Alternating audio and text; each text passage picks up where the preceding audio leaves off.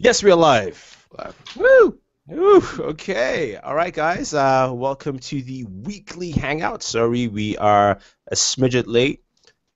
Whatever. Anyway, let's get on with the show this week. A couple of stuff. You've seen, of course, the title for this video. A couple of stuff this week. Samsung announcing the Note 4. But before we get to that, I was going to make announcements of the winner, but even before we get to that, we have a uselessness of the week. We haven't had a uselessness for a while. I'm really excited. This is going to be fun. Yes, so this is posted on Wearable.com, so basically one of the Gawker sites. Smiling Young White People, that's the name of the company, I believe, make an app for avoiding black neighborhoods. Yes, avoiding me. I mean, you're very scary. Yes. You're pretty intense. So Yeah, I mean, my house, the shirt's pretty, crazy. It's pretty Yeah, bad. yeah. The I think the app is called Sketch Factor. That's a pretty good one. I like the name. And just read some of the stuff here. It says Sketch Factor, the brainchild of co-founders Alison McGuire and Daniel Harrington, is a Manhattan-based navigation app that crowdsources users' experience along with public available data to rate the relatively sketchiness of certain areas in major cities. The app will launch on iTunes on Fridays. So basically, it's out. If you have an iPhone, you can check it out, I guess. And capping off a big week for the startup, which was named in the finalists in the NYC Big Apps competition. So it seems that people support big companies, or at least people who support startups support sketchy apps, or at least apps that say neighborhoods are sketchy. Now, I'm sure I'm gonna be nice here a little bit. I'm sure the idea of the app is to say, hey, avoid neighborhoods with high crime or stuff like that. But there's an inherent factor for basically labeling this as being a racist app, because you could say avoid every black neighborhood, avoid every Mexican neighborhood. I don't think we can even be that nice to them. I mean, if you go to the Sketch Factor website, this is about us page. This is a quote from their site. I'm not saying this. It's no secret. We've seen the negative press, setting the record straight on Sketch Factor. It's a tool for anyone, anywhere, at any time. We have a reporting mechanism for racial profiling. Oh, shit. Low lighting, desolate areas, weird stuff, you name it. When people actually download the app, they see that this is truly a tool for everyone, aka white people. That's wild. Well, yeah. I mean, it's 2014, so we live in that kind of age right now where stuff like that. No, we don't live in that. The first reporting mechanism they detail is racial profiling. That's so. It is. It's an app for scared white people. Is it a free application? Sketch Factor is available in the App Store and is forthcoming in Google Play. I don't have an iDevice, so Lex, why don't you take one for the team? Oh, well, you can ask Bang about that one. I actually do not have an iDevice. I thought you had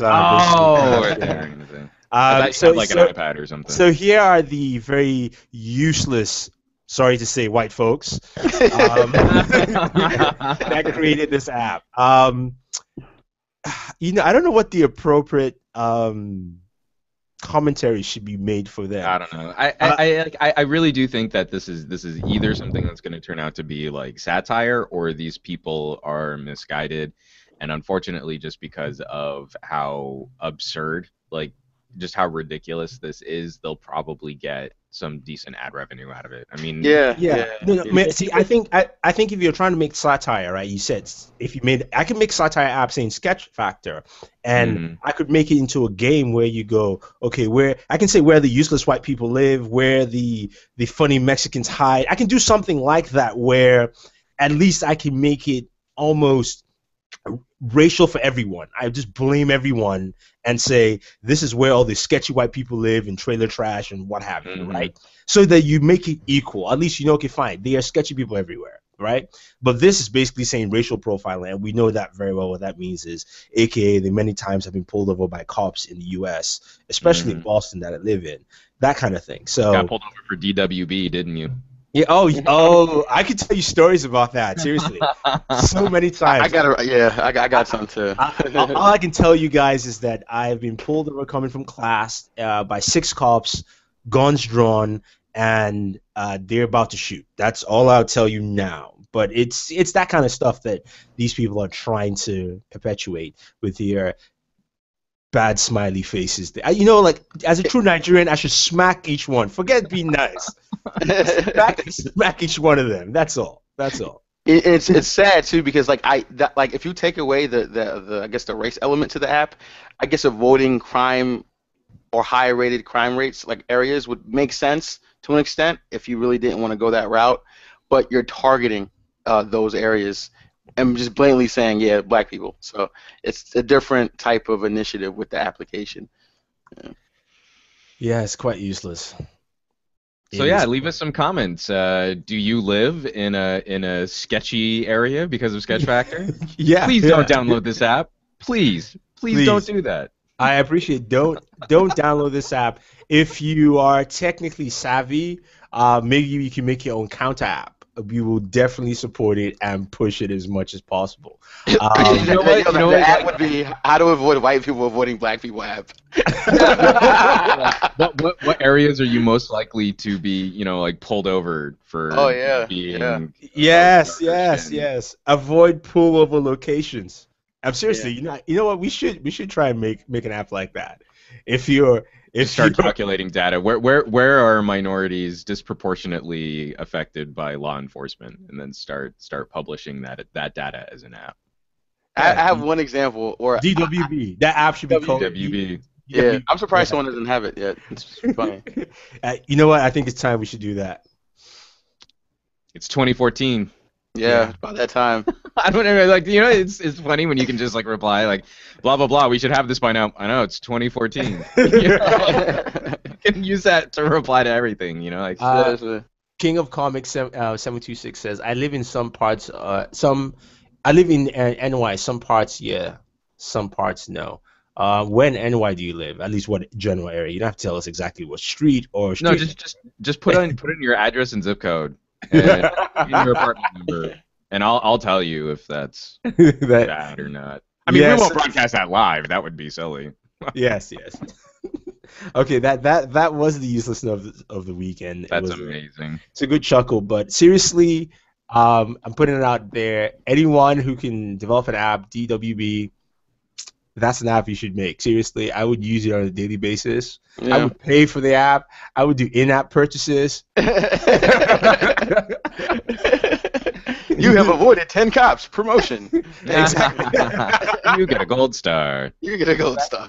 Exactly. And it ties in with Waze. Yeah, it does. Yeah, exactly, right? Do Waze, and you can check into areas when you get pulled over, with Swarm, Foursquare or wherever, the Swarm app. So people know. Or wouldn't it be awesome if it integrated officer arrests? Let's say someone pulls you over, you ask officer what your name is, you input that inside the application and gives you their whole history, so you know what you're going to expect from this person. That'd be pretty cool. Yeah, you have to get into the police database. Yeah, and they're like, nah, we're not having that. So. Nah. King of Comics 726 said he lives in Long Island now, but when he used to live in Queens, it was bad. All right. Okay. Good to know. Okay, let's move on to the topics of the day. First off, the Galaxy Note 4. Well, sorry, Unpacked 2 event. Woohoo! We're going. Is the Galaxy Note 4. Samsung sent out invites this week. The event is going to take place on the 3rd of September, and it pretty much clearly shows that it's the Galaxy Note 4 just because of the S Pen icon that pops up on screen. So my question is, I did a video on this, but I want to ask, what do you guys expect from the Note 4? Because we have a lot of rumors, on there in terms of what to expect. One of the ones that I personally want to see is OIS on that camera. That's been floating around there, and I think that would help Samsung, push their camera a long way. But I was wondering, what do you guys expect to see in the device? Juan, after you. Oh, okay. I'd actually be surprised if Samsung doesn't bump up the screen res now that LG's done it on the G3. I kind of think that's where we'll see Samsung make their play for QHD. I'll be curious to see what they do in terms of processors. Samsung's been doing this split between different markets with their own Exynos and then certain markets having the Qualcomm. Yeah. And I think it's also the same thing that I've been noticing from NVIDIA too. At some point, you've got to make a decision on what your branding is worth and what your Samsung is one of those companies. They want everything internal: the screen tech, the RAM, the processor.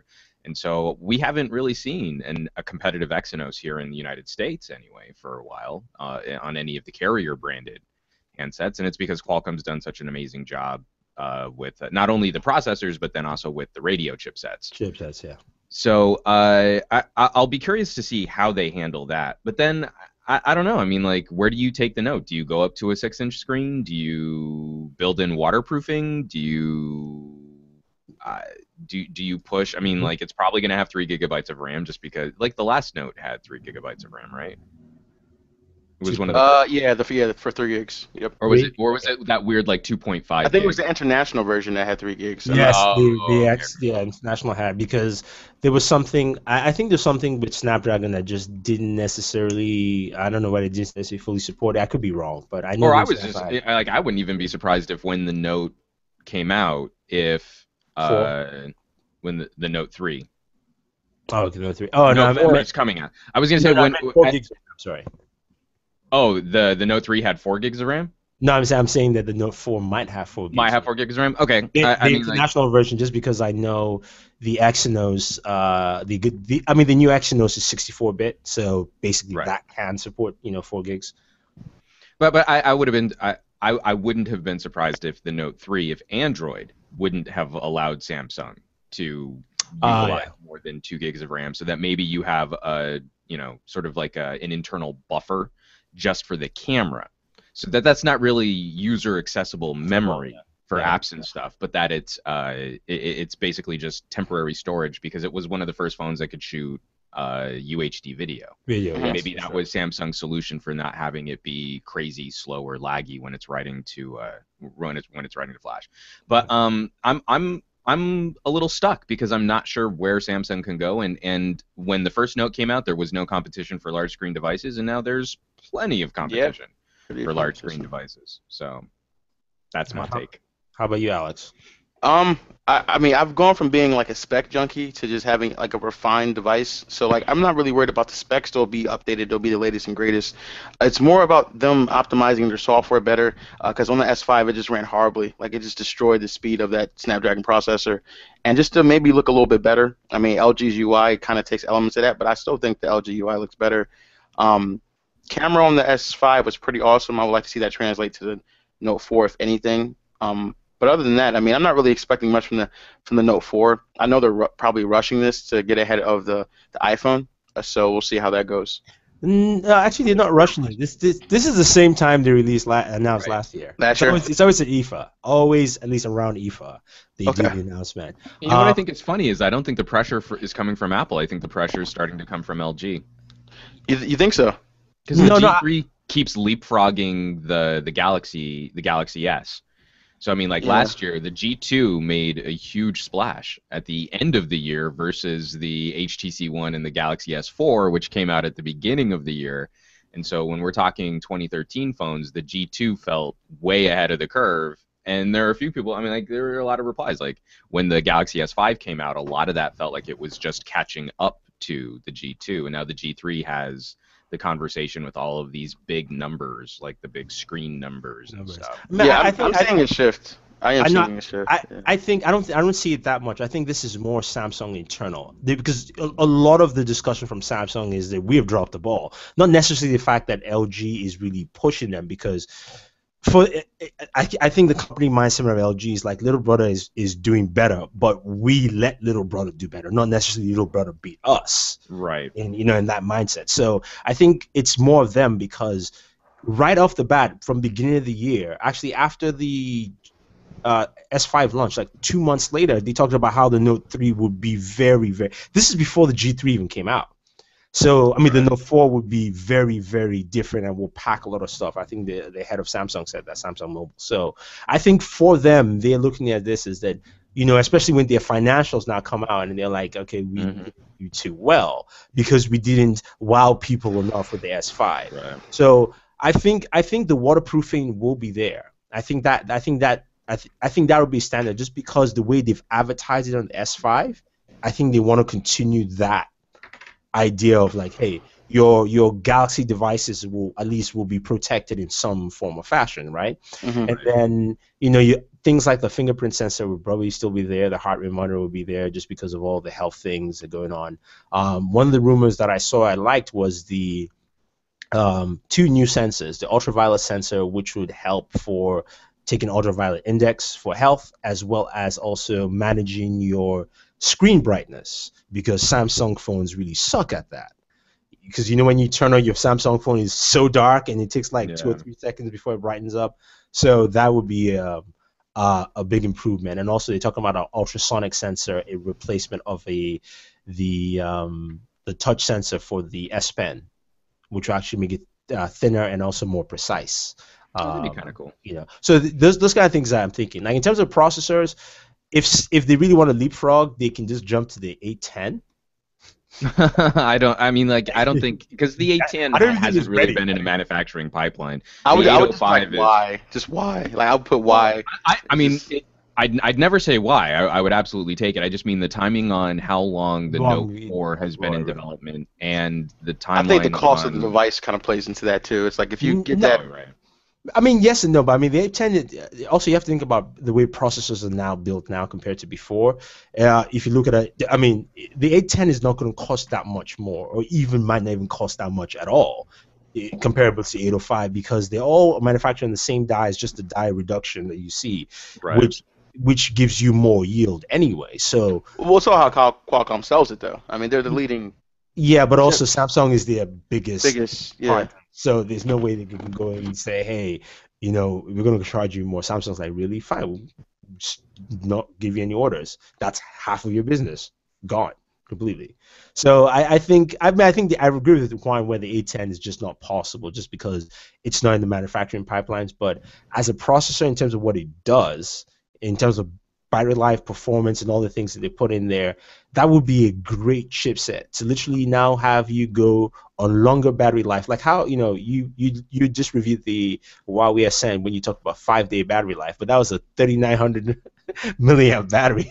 I mean, this thing's a juggernaut, man.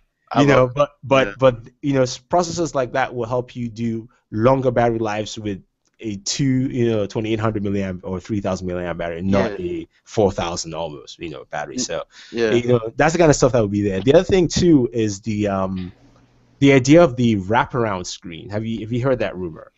Yeah, I don't want that. There's no way. Yeah, there's no way. I see. I went out officially and said it's not going to happen, but I have a feeling Samsung will do that. I have a feeling Samsung really wants to go, QHD wraparound, beat that. I feel like they're going to take elements of like their Tab S line that they showed us at Madison Square and maybe incorporate that more in the new Note 4. I feel like they're going to train, like that's usually what they do. Like they'll make a product that isn't in that category and share those elements from the hardware perspective. Not with the Note though. The Note does not do that. Note is the only device. If you like the leather backing and stuff like that, they had that on the Pro. But the leather backing is also the leather backing is something they've done for all their devices, but the Note is the one device that whatever they do there actually sets the tone for the next device. It really doesn't necessarily play catch up. Things like the leather backing is just because people liked it and people complained about the plastic, right?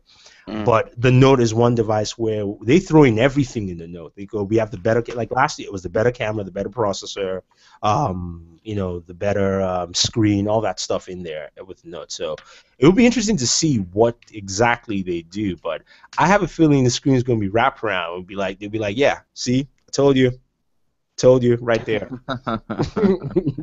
I mean, that's what I think Samsung might do, but I have no idea.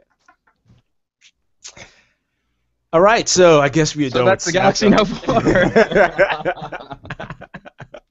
Well, and leave us some comments. What would you want to see in the Galaxy Note 4, especially since Samsung's current track of everything in the kitchen sink doesn't seem to be continuing to build sales like it did with the Galaxy S3 and the Galaxy S4.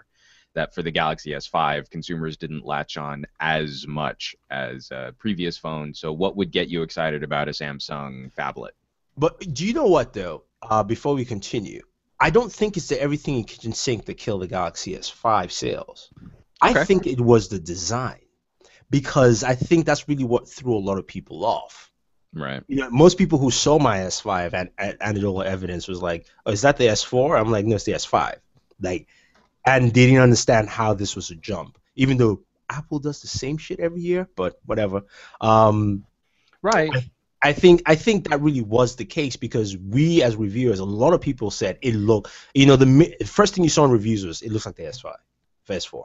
It's the same thing, the same plastic. You know, even though there were some design changes, because I think in terms of comparing the two devices, S4 is not even close to what the S5 is. You know, so I think the design really played a lot into that, where people just didn't understand there was a difference, or so that Samsung. And again, reviewers also stated that clearly from the very first batch of reviews that went out. You know, that said, hey.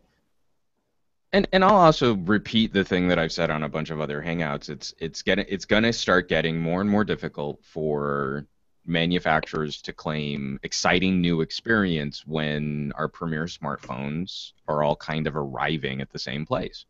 And for as much as I like the Galaxy S5 and it's more powerful, it doesn't feel like a radically different experience than the Galaxy S4 when it comes to me getting the basic day-to-day work stuff that I need to get done. It doesn't get me to my Gmail faster. It doesn't revolutionize how I can't use it when I'm driving a car. You know, like there are a bunch of things that are all still kind of the same.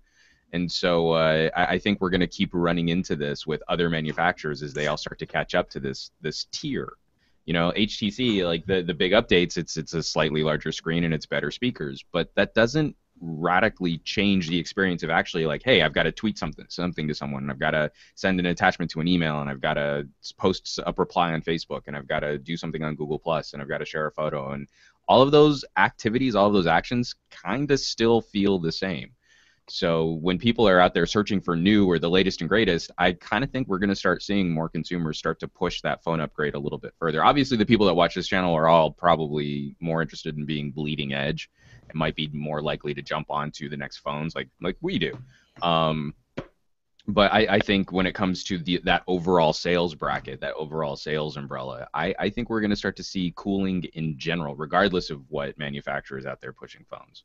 But wouldn't you say that is also just a problem that has to be fixed by Google, Microsoft, and Apple, and not necessarily the manufacturer, because it's software? Yeah, it can't come from the manufacturers, because if you make it proprietary, we're not going to jump on board. And every time you do a proprietary service, even if it gets some traction or there's some popularity, it doesn't move to the next generation. Yeah. Like, where are my HTC fingerprint scanners? So any developer who wrote any developer who wrote software for the HTC One Max for that fingerprint scanner is probably going, well, F us, man. Like, why did we spend that time? So the next time HTC comes out with a fun gimmick like dual cameras, there are even fewer developers who are going to say, well, should we support this? Mm-hmm. Can we count on every HTC phone having dual cameras? You see, no, because then the E8 and the HTC One Mini 2 come out, and you're like, oh, well, see, I'm glad we didn't support the dual view cameras, because no other HT phones have this. See, which is why I do like Microsoft's approach. From what I heard, and I know it's going to happen, is that, you know, they found in the next update, which is coming next week, Tuesday, for Windows Phone 8.1, is the fact that it will support screen covers. That is something specific for a manufacturer, but you just open that up for every other device. It's actually going to be embedded in Windows. So it's almost like Microsoft says, whatever thing new you want to put in, tell us, and we put it in. Rather than the approach where in Android, Samsung just makes it, Google decides maybe or maybe not, and we get it literally a year and a half later. On Android. you know that whether it's useful or not, all depends on what the situation is. But you're absolutely right. It needs to come from the operating system manufacturer first. Yeah, I think there needs to be better conversation with OEMs and the OS makers to say, hey guys, we would like to have this in there. Can you throw it in the next update, because this will benefit blah blah blah. And the big change for me needs to be, I need to be able to use my phone more and more without actually touching it. and I think that's going to be the next stage of premier smartphone. I was trying to No, make my seriously. phone levitate, but I can't do it. Like Google is going to have to spoon feed an entire development process and kit to app developers so that I can put my phone in a car cradle or have it connected to my car's Bluetooth and just say, you know, Android, open Yelp, search for pizza within 15-mile radius, and then have it be able to like talk to me and give me results based on that query. Or I want my phone. You know how like in Man of Steel that thing was floating around. I want to just figure it out, just like that. So I mean, like our batteries should be able to support anti-gravity for at least. Of course, exactly. I mean, seriously, you know what?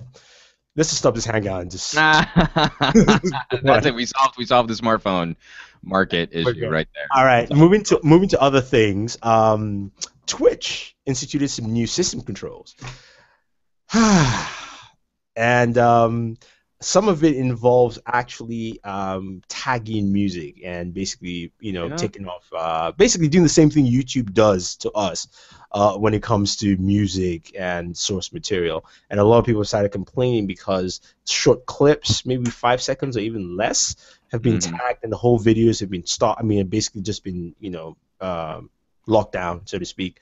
And I'm not sure if the Twitch deal with YouTube has gone through, but it looks like this is the steps, at least, to making it go through. I would say this is probably one of the determining factors for this acquisition to happen. Is Google probably laid down some ground rules on, for this to proceed, you need to start building in content ID aware mechanisms that can stop us from potentially being in an actionable position against the RIAA and the MPAA. Yeah, true. And it's a little sad. I still don't get why you cannot bill these if you can note 5 seconds of video has a clip. Why can't you bill that 5 seconds of the video? Basically say charge people to license the music. Yeah, whatever revenue they have, you take it out from that 5 second segment. Whatever money is made till that point, you take it out. It's really not hard math to do. No.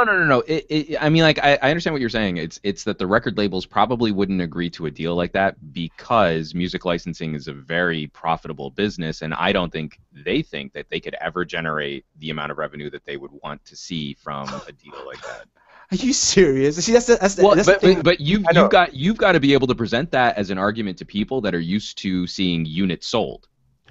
All you have to do is show them all the legal content that's created, and then the users that use it, and then you would create the revenue from that. There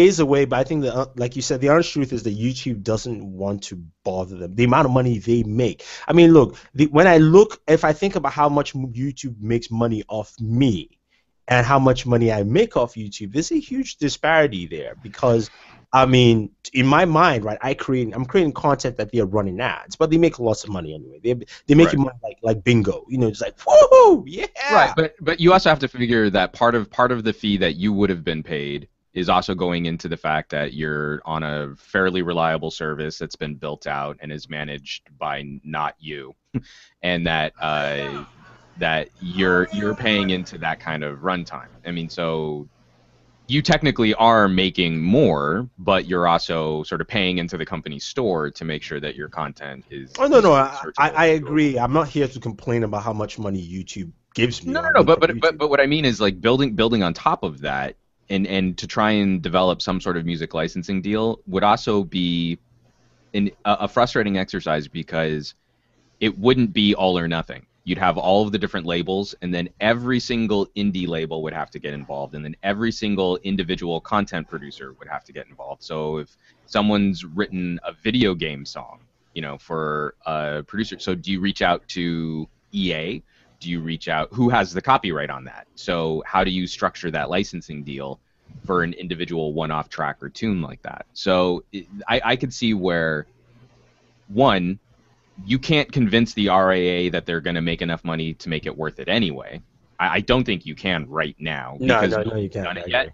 They won't jump on board until someone's already monetized it and it's insanely popular. Look at like web sales. Until Apple strong-armed everybody with iTunes, because they were the only game in town that could develop and release yeah. at that scale. No one thought online music sales were going to be a big deal. And in fact, they looked at all the evidence from Napster and still said, well, there's no way we can make money online. Well, see, and that's the problem. To a point where they never made money. That's the online. problem with the music industry compared to, say, the movie industry, or at least. Oh, the movie industry is no better. I mean, because think about their dealings with YouTube and parent companies that also do content ID to rec film reviews. You know, so that if they sample any piece of a movie to actually talk about the movie, then it gets hammered by that exact same system. And they're happy to have people talk about their films, but if you do the actual thing, which is commentary and critique, and I'm not saying like I put in a clip of my movie because it was funny to have Brad picked up in the middle of my review. That's not commentary and critique. Commentary and critique is, I really liked this tracking shot in this film, and you show a piece of that tracking shot from a film. That's commentary. You still get flagged, and so I mean that's what's going to be frustrating for a lot of people is because of the way that the online communities have sampled media, and the fact that we do have old school laws when it comes to how licensing and how copyright and how commentary and critique are supposed to be executed. That there's absolutely no way to police who is using fair use property correctly and who is not. But because of the scale, we've had to come up with automated systems that basically make you guilty first. So you're guilty until proven innocent. Now, the thing that's going to hammer Twitch, the Twitch community, is there is almost no reason to have music in your stream. Almost none. Because the only thing that can guard you in commentary and critique cases, if you're going to use music, is to talk about the music. I mean, so in the middle of a video game, if you're saying, man, I really like the soundtrack, listen to how the soundtrack influences this part of the game as I'm moving through this part of the narrative, that's the only commentary and critique argument that is going to be acceptable. I mean, if we're talking about this from a legal perspective, which no one's doing. That's not why you're putting music into your videos. So you need to start finding... True, but I mean, the other problem all these people face is that the video game, like you said, the video game music itself is what they get flagged. You're just playing. I mean, like you're sitting down there. I'm like, hey, I'll go through this dungeon. Flag because that soundtrack was covered by someone. And so when you start looking at video game streaming and why this is going to mess up the Twitch community is you're going to have to start looking at alternatives to having any sound in your videos at all other than your commentary. Yeah. So you won't be able to comment on the sound design or the sound effects or the voice acting because that's all still technically part of the game too. And with the music playing in the background, that's what's going to give you a copyright flag. Yeah, that is true. And it's the same thing that happened in film. I used to produce a movie review show, movies you may have missed. We were never able to keep it on YouTube because every single episode we would put out, even though we would do things like, man, I really like this part of the scene where this actor is talking to this actor, and we thought that was really interesting. We'd show a short clip of that. We'd get flagged. I really like this tracking shot. We really like how the camera is moving through here. We really think this is interesting. The cinematography, the special effects, and we would put in little clips to point to the things that we were talking about in the review. And every single episode that we put up, well, not every single, almost every single episode we put up on YouTube was flagged or pulled down. So now the video game industry and the movie commentary, so like especially for the movie commentary, if you're humongous, then you just can't monetize. But if you're a little person, you've only got a couple subscribers, then you're gonna get hammered for it. And so this is another example of where the legal system sort of needs to catch up with what is actually happening because these older DMCA laws are basically criminalizing activity that we can't find alternatives to. We just exactly. Criminalizing activities that it should be a cash cow. Like literally, it just should be a cash cow instead of being criminal. But it all depends what happens with Twitch and if other services will rise up at least for now to give users something else to jump into, and then they now have to look at it and say, okay, we need to find ways to make this better because we're just losing money. Right, but I don't think Google has any incentive to make things better. I mean, Google has no systems or no process for improving any of their services. I mean, like right now, I've got the bug where any video that I upload gets stuck at 95%. I've got 3 videos that I need to publish, and they haven't fixed my channel yet, and I've sent a bunch of feedback forms, and that's useless.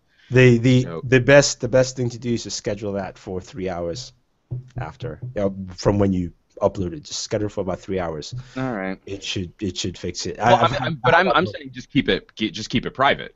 At 95%, it'll stay there for like 10 minutes, and then go, it took too long to process, so we just bumped it. And you're like, I can't. That's ridiculous. You just. But the other thing that I think is going to start really spiking people. This is actually the thing. I mean, because I can rant and rail about copyright and fair use and stuff like that for hours. The other thing that I saw on Twitch that I think is going to actually be even more upsetting is the expiration date. Oh yes. Google Twitch is going to be putting on videos. So that now, King of Comics just mentioned that. He said it's a month and then your broadcast is gone. Well, they said about it really wouldn't change anything because about 84% of the content that's watched is within the first 2 weeks.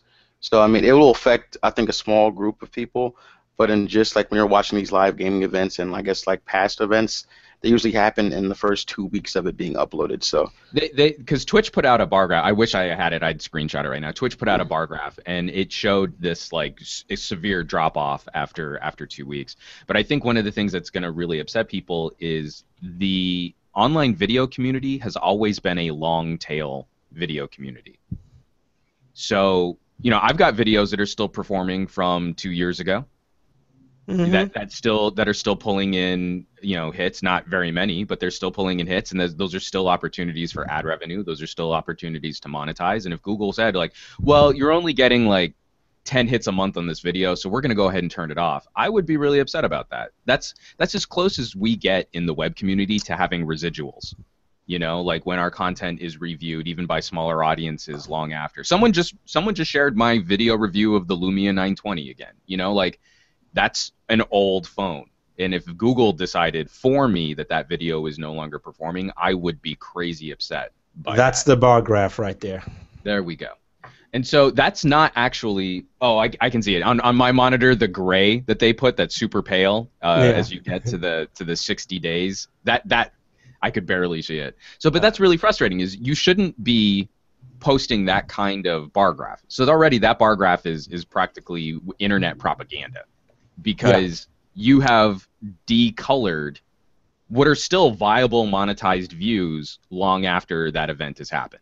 So after 2 weeks, you're absolutely right. There's a steep drop off and fewer people are finding that video. But we have built video web services to be long tail, searchable, findable for long after that content has been fresh. And most video services, I think, would probably fall into a usage scenario like that. That sort of resembles what my individual videos look like. After about a month, there's a steep drop off on who's finding that video and who's continuing to watch that video. But there's always the random uptake or the necessary uptake or the whatever the case may be. I have videos my highest video is at close to 750,000, and it was from a year ago. And granted, that video is how to actually factory reset Windows 7. The reason it went back up was because all that Windows 7 news came up about Microsoft possibly, cutting off Windows 7 and all that. So people started looking for more Windows 7 stuff. Yep. So it's and you're right. If they decided, just cut that video off, that's revenue I'm just not making at all. Right. Altogether. So. And that's one of the things I don't understand about what Twitch does. I've never streamed on Twitch, and I don't watch Twitch, and I'm not a part of the Twitch community, and people can mock me for that. Please mock me for that in the comments. That's what I don't understand about how Twitch has formulated this deal with Google, because I would think that Google would want more searchable content. I know they already have issues with just an insane amount of just crazy amount of YouTube content being uploaded every single day, but don't they want more indexed content? Don't they want more indexed search? And especially if the channel or if the Twitch streamer is somewhat popular, then that's more opportunity for them to serve up advertising and to monetize off of content. And that's what I don't understand about this move of killing it after a month. Unless we are reaching an issue where YouTube is saying, well, I don't know that we can sustain unlimited growth. You know? See, it makes no sense to me because that's the kind of thing where, if you're Twitch for me is the way I look at Twitch is if you're one of those hardcore gamers, you love to watch live streams of people playing games. That's one aspect. The other reason why I would look at Twitch is if I want to beat a level and I can't beat it and I want to see how somebody does it. That's something I would love to see. If somebody said, you remember, take something like Zelda, right? Like dungeon, whatever. This thing is hard, right? And I'm like, all right, let me just check out this guy's video, And it's a live stream, and he's telling me how he did this, the reason why he picked up that, and da da da da. Of course, I'm going to watch that just because I want to beat that level or beat the game, whatever the case may be. And most likely, people like that don't buy the game immediately. They buy the game afterwards, which is probably 3 months down the line.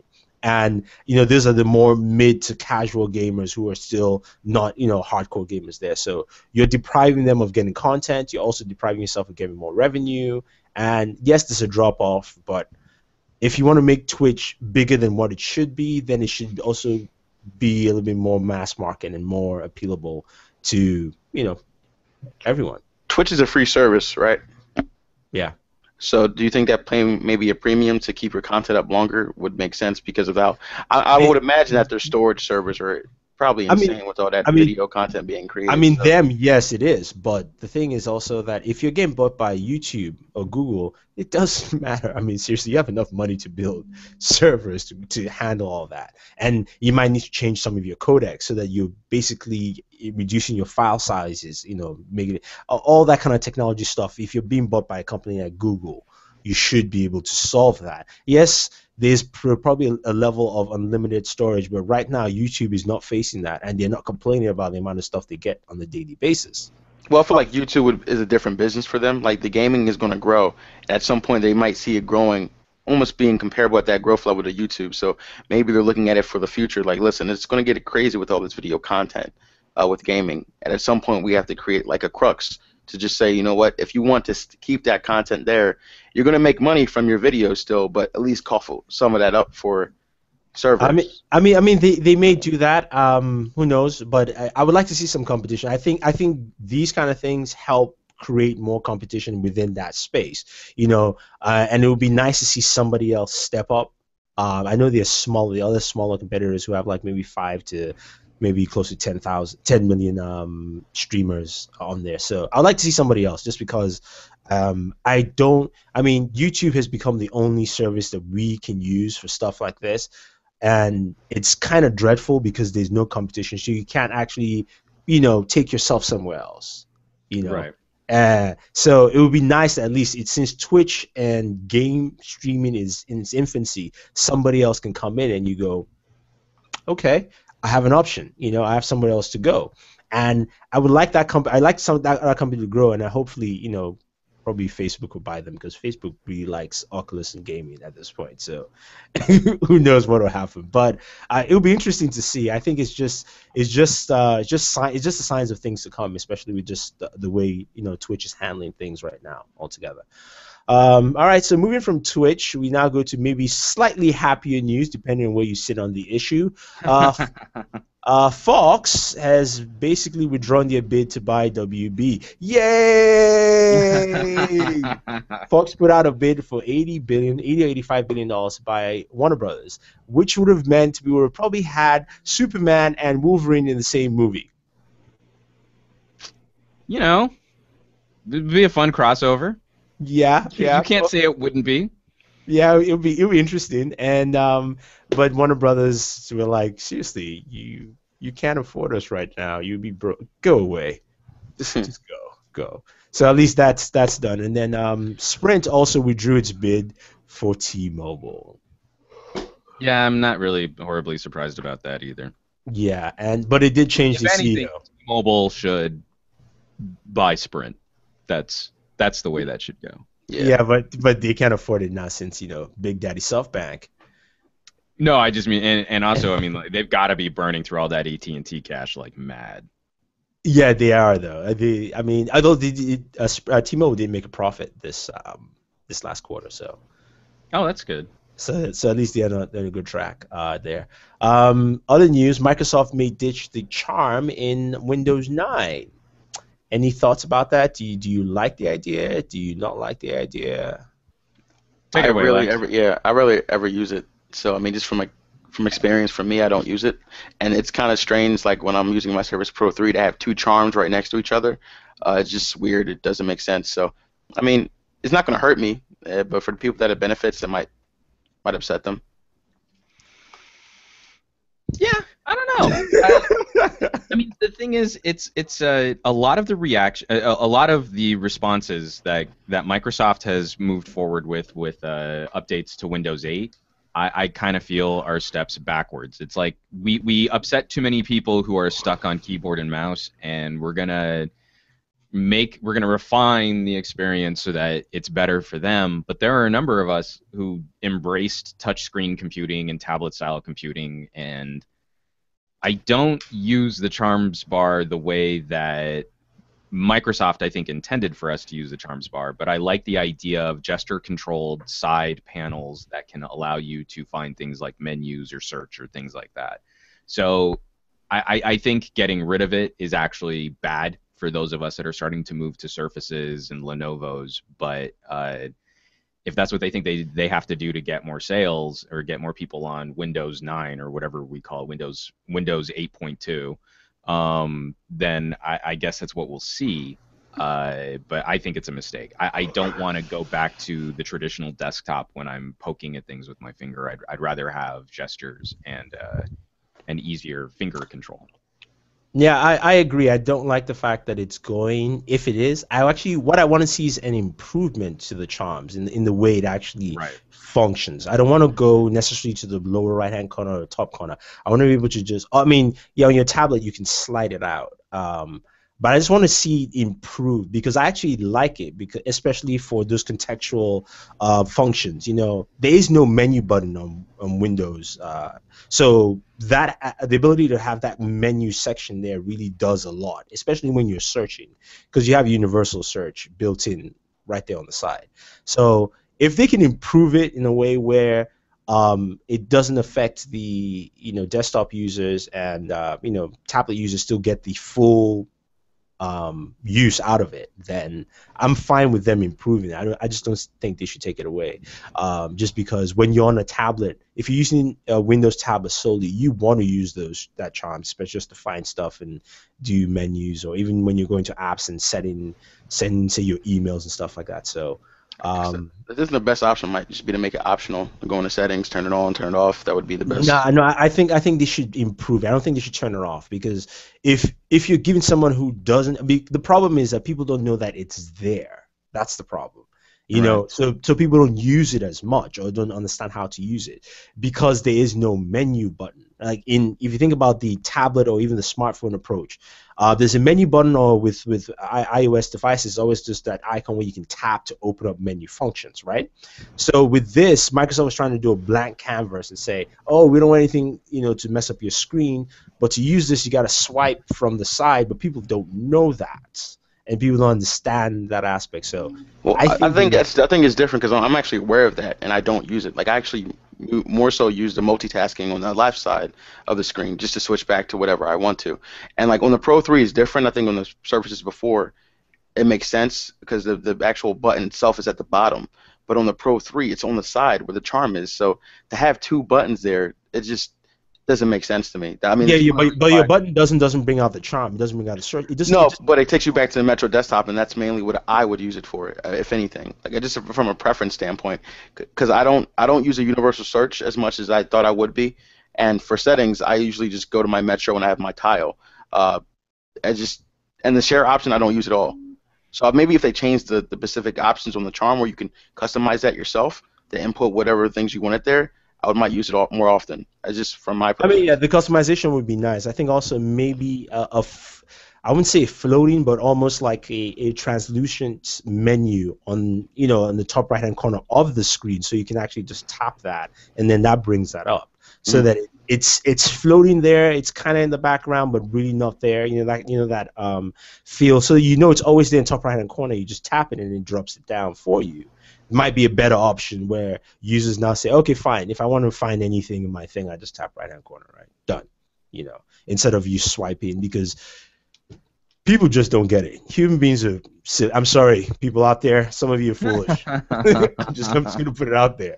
Watch the weekly Tech Hangout where we have open disdain for people who also pay attention to tech. Hey, no, exactly right. Kings of Comic 72 says Windows 8 is horrible. I disagree. I completely disagree, but that's fine. But it's okay. Twitch streaming itself is going to get flagged, and then Twitch streaming was actually flagged, I think, by YouTube was what he's talking about. And then Wolverine versus Batman, big smile. Of course, Wolverine's going to lose. Come on. What? All you need to do is let Batman plan. I mean, even Sabretooth figured it out. Like, what if you drown Wolverine? That could mess him up. He's heavy. Yeah. He's very heavy. He's really heavy. And, you know, that's the one thing that I don't know that you could compensate for with the healing factor is if you keep him underwater long enough. Yeah. We'll see how long. Yeah. How long can he last? Or space. Outer space works too. Just launch him into space. Well, they showed that in the latest X-Men. He pretty much drowned, and he stayed alive. So I don't think he can die from drowning. I'm pretty sure you kept him longer than that. Yeah, if you kept I'm saying, like, keep him underwater for a couple weeks. Let's see how. Okay, that's different. Exactly. or like you said, you shoot him out into space and see how long that lasts. Yeah. Get him into like a deep freezer, you know, like actually like crystallized, like freeze him. You know, we could there are any number of ways that I think we could actually mess up Wolverine until they retcon Wolverine to also be like completely like magic. Yeah. I mean, Wolverine is dying this year. Just to note it. The Death Wolverine comic book comes out next month. So how long do you think that's gonna last? A week? 6 months tops.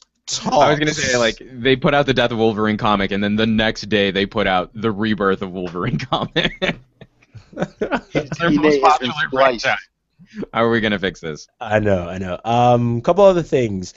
This I think is pretty cool. Child wearable. So a company called Sproutling created an infant wearable to track sleep patterns and eventually other life, temperature and things like that for kids. I think that is pretty cool because there are some very bad parents out there. Bad.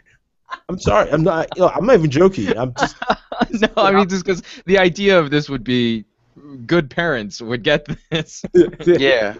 No, good parents will get this, but I'm saying like in general, there are a lot of people. See, we live in a generation now of people who do not know how to take care of themselves, let alone an infant. I mean. When I see people out there and what they do, I am scared for some of these people to have kids. I'm serious. I'm like, don't save us the trouble.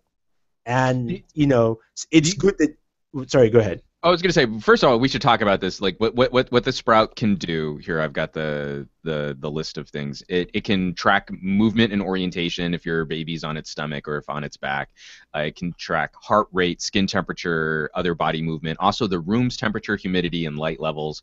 And then that data is sent to an app on your phone so that you can monitor in real time. It's kind of like adding a biometric component to a baby monitor, so not just is your baby awake and crying, but what are my baby's vital statistics, kind of like in Aliens, where they had the colonial marines on like heart rate monitors and stuff like that. Yeah, no, it's pretty nice. The only issue I have with this is, especially from where we've been going with things like fitness trackers, is what is this? The Sproutling is going to retail for $300. Yeah, that's a little bit steep when we're talking about like most people as they're sort of working on a kid, all the stuff. No, but you know why they put it at 300? A lot of caring parents will not blink an eye to buy that. A lot will, but I think most are going to look at a $300 baby gadget and go. I mean, yeah, true, but again, I mean, I understand that. I wish it should be like a 100 to 150 tops price range in my mind. But this is the kind of, I mean, I think they've done the research and they know that when people are shopping for newborn babies, or they do this before they even have the kid to buy this. It's baby shower gifts and things like that. So they kind of have an idea where, at least for now, they want to put this in there. So, right. I think the price range is a little steep, but. I mean, but if you can get grandma and grandpa to pay for it, then you're in like Flynn. Exactly, right? But I mean, but think about it. We think about all those kids who are left in cars by parents, and I mean, I'm not saying this is going to solve that problem, but at least there's something else there that is saying, like, Yeah, they have to actually have to know how to use the data that they receive. It's you know. just not just receiving the data. So I think that would be another step in it too. We have a comment here from Mr. Andrew Cam.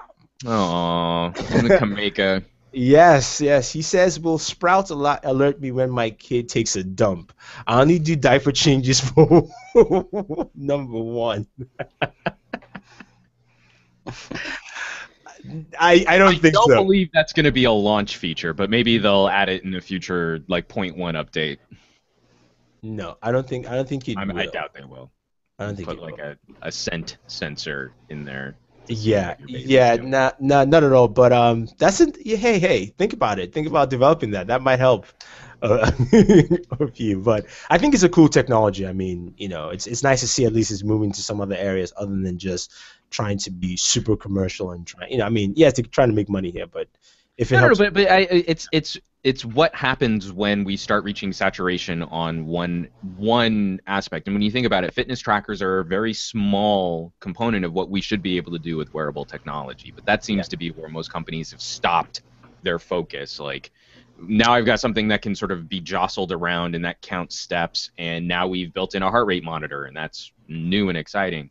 Well, that technology can also be used to service other things too. And I'd actually like to see this go into like a life alert bracelet, so that you can get Hmm. real-time stats on senior citizens who might need a higher level of attention or a higher level of care. No, I agree. I think some of the other things some of these companies should really look at is also connecting services to the doctors. I would love my Right. pediatricians to have this. They may not have it daily, but they can just go back and look like a 7-day chart, a 10-day chart. Okay, so how is baby Junior, Enabong doing? And they're like, okay, all right. Vitals look cool. All right, Or, cool, whatever. or I mean, like you can pull it up, or then also like having it so that it notifies parent and doctor. I mean, I Exactly. know that a lot of people are going to be concerned over nanny state and privacy issues and concerns and stuff like that, but the relationship between parents, a young child, and a doctor should be a closed enough ecosystem that if something is disastrously wrong and we can't seem to for whatever reason get a hold of parents, then having something ping on a doctor's dashboard if the doctor chooses to set up a service like that could also be a very beneficial one for society in general. Oh yeah, it would be, and I think that's something you can have as a paid service, and I would gladly do the whatever it's like $5 a month or whatever the case may be, for that to say, hey, at least I know that my kid there's something other than my watchful eye at least trying to make sure that is getting the best care possible. So there are many avenues, and hopefully that will pan out. Also, Timex released their own smartwatch. I don't know if you guys saw it this week. It's basically a self-contained Iron Man watch. Has its own LTE band, and it's pretty much for the. This is, I mean, to me, this is right. This is for the sports guy. The guy Mm-hmm. who's looking, or male or female, who's really looking into fitness. I think this is pretty cool. It does everything it's supposed to do right there. And instead of you tethering to a phone, because if you're training for a marathon, you don't necessarily want to take a phone with you, right? Right. If you're triathlon, whatever the case may be. So I think this is pretty Now pretty here's nice. here's why I'm excited about this. It's because I just bumped my monitor and everything just went wobbly on my screen.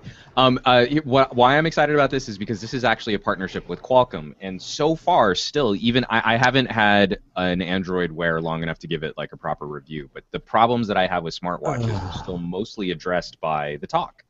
That the talk has still proven to be one of my favorite experiences for simple notifications, at-a-glance computing, bright screens that you can see outdoors, and multiple day battery life.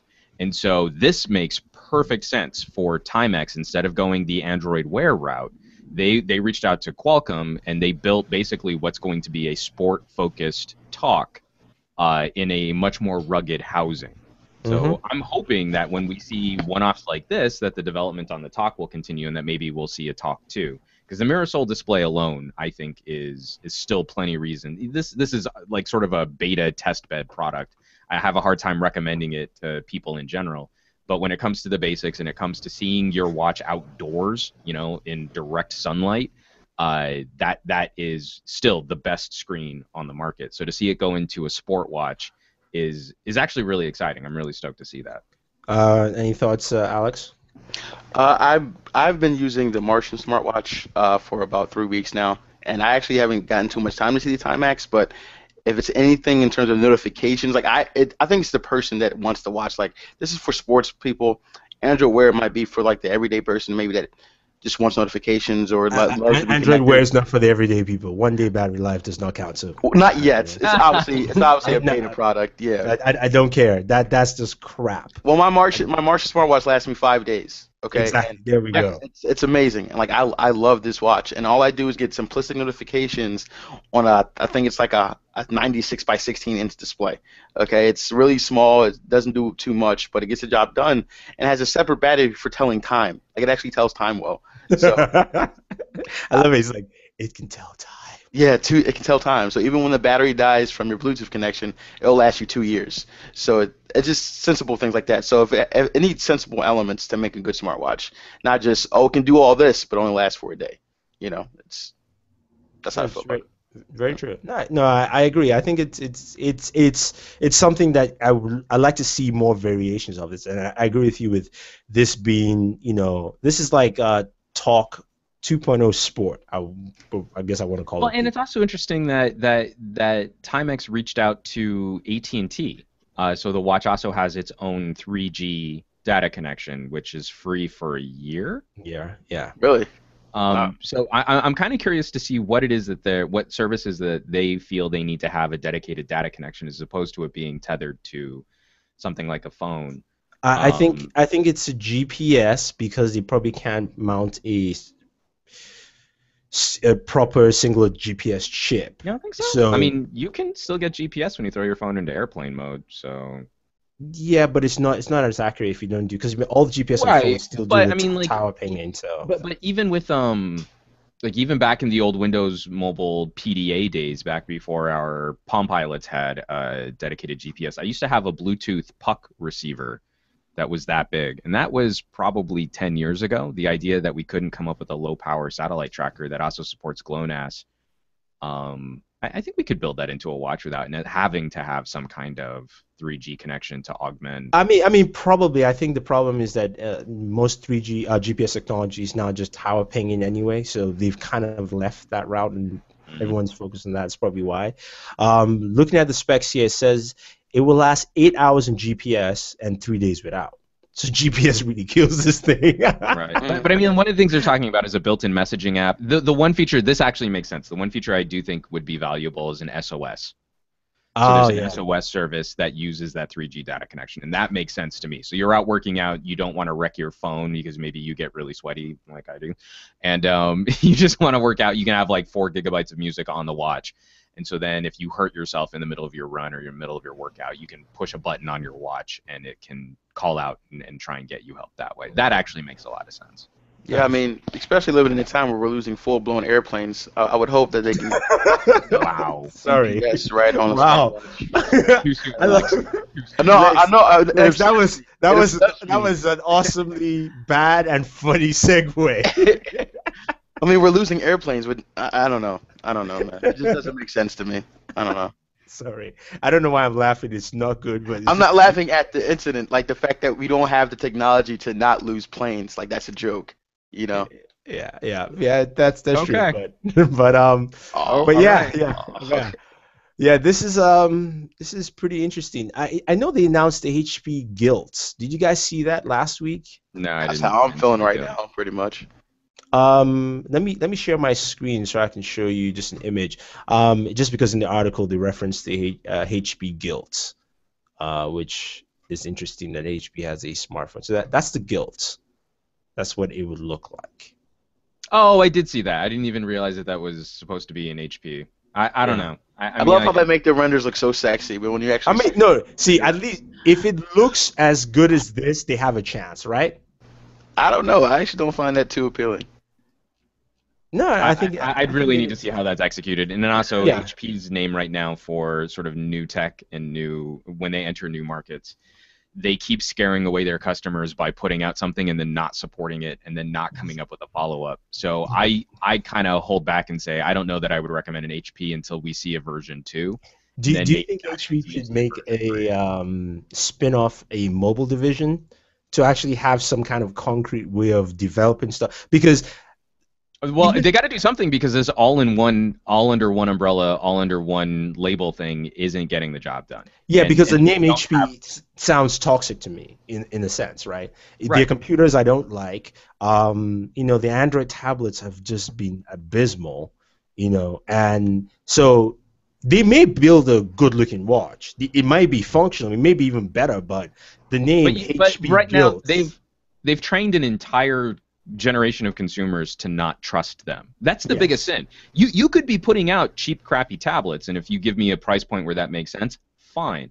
But we haven't seen support, we haven't seen updates, we haven't seen follow-up models. So like the version 2, the version 3, a yearly release cycle. That's actually what gets customers sort of on board a company like Apple. It's what gets customers on board a company like Samsung. It's not only that I just bought a Galaxy S2, it's that I have a reasonable expectation that because you put out a Galaxy S2 that I'll see a Galaxy S3 in my ecosystem that I've invested time and money into will continue to prosper. And HP, the second something doesn't sell based on some analyst's predictions on what it should sell, they axe it and then they never come back to it. And that's what happened to Palm.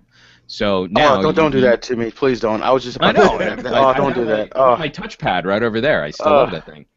I hate them forever for what they did to that web. Oh, I hate them so much. Well, that's right. And but you've trained people now to wait and see, and they keep fulfilling that prophecy where, you know what, I'm not going to buy. That looks cool, but I'm not going to buy it. I'm going to wait and see what happens to that division. Well, then the sales don't happen, so then they kill it, and all of those customers who didn't buy it now go, oh, well, see, I was right not to buy it because look at what happened. It didn't go anywhere.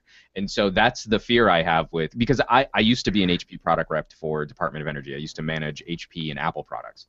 And at the time, HP actually had a really great business division. And so they were coming out with workstations. Can I interject quickly for a second here? Yeah. Ladies and gentlemen, just to let you know, Juan is a man of many talents. He can break dance. He has a great voice. He's in the movie industry. He worked with nuclear devices in the Department of Energy. He says I wasn't nuclear. It's I wasn't nuclear. okay. I was environmental research. It's okay. It's okay. Environmental research. Yeah. Yeah, that's that. I'm just saying, man. I don't know who this guy is. He's Batman. So here's a fun game if you guys are even still watching this hangout at this point. If you Google Los Alamos National Labs Supercomputing Challenge 1998 and my name, you'll find a picture of me from high school with a horrible bowl haircut and glasses as I'm hunkered over a TI-92 graphing calculator. It's this tiny little photo. I mean, it's probably like 400 by 200 because that's what photos were back in the year 1998. So what should we Google? Los Alamos what? If you Google, LANL, L-A-N-L, Supercomputing Challenge, 1998, and my name, Juan Carlos Bagnell, you'll find a picture of me from high school coding with a buddy of mine at the time. His name was Bahram. And that's probably the earliest known hit for me. We actually did write up that paper. 1988. Well, Juan, just to let you know, man, I had no idea, but you look like you're like 25, bro. Like, you look young. Like, that's crazy. Oh, you. Flattery will get you everywhere. That's nuts. So, but going back to my point about HP while Anabong finds that awful photo of me, which I still am really proud of because I think we placed second for, we did a paper on hardened electronics for space research. But that's become the big problem with HP is while I used to really love this brand, and I think they used to be one of those driving innovative forces. You found it? No, continue. I let you finish first.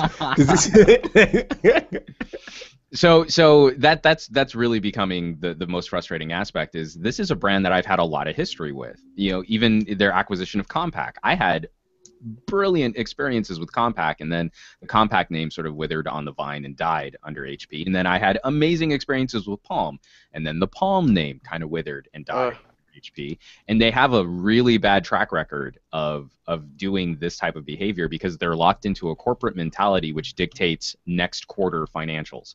And they need someone at the helm of that company who is okay taking some losses and pissing off shareholders for about a year to get the divisions under them back on track and producing and getting consumers excited about their product lineup again. And I don't see it happening anytime soon. In fact, I see them in fact going in the opposite direction and unfortunately becoming more of like a business consulting company than an actual consumer solutions company. Mm-hmm. Yeah. There I am. Look at that geek.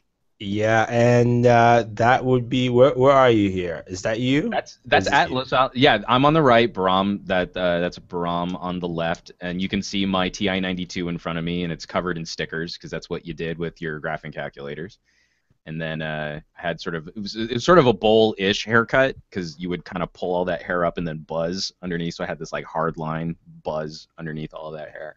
Wow. Yeah, that's Atlas Alamos National Labs as we were wrapping up the competition. You see, and he says he doesn't do anything with nuclear devices. Mm-hmm. No, okay. So the paper that we wrote was actually really cool because we did for hardened electronics. You have to do certain types of shielding for computers in space because radiation and particles can jack all that up. And so Brahm, I didn't actually do the science on I did more sort of the math on doing the modeling. But Brahm came up with this amazing formula for doing computer simulations because how they used to test this stuff was to set up a piece of shielding and then shoot radiation at it or shoot particles at it, which is super dangerous. And you would only get results from about 30 to 40% of the trials that you would do. So you'd have to do thousands and thousands of trials, potentially exposing people to really dangerous situations. And then you couldn't get you couldn't get full reports on how much of this stuff was reflected, how much of it was absorbed, and how much of it actually passed through the materials. And so Brahm came up with this genius code for modeling that on a supercomputer. And parts of that I think are still being used today, which is crazy exciting. I did. Again, guys, more proof that we have Batman living with us right here. Mr. Juan Carlos Bagnell is. I totally get why Christian Bale changed his voice for Dark Knight. He got it from Juan. He came over to the studio. He's like, I need a voice. He's like, Master, please. No, I need training. to fall back into my other passion, we're going to talk voiceover. The thing that kills me about Christian Bale's Batman voice is that it's only one step away from Richard Nixon.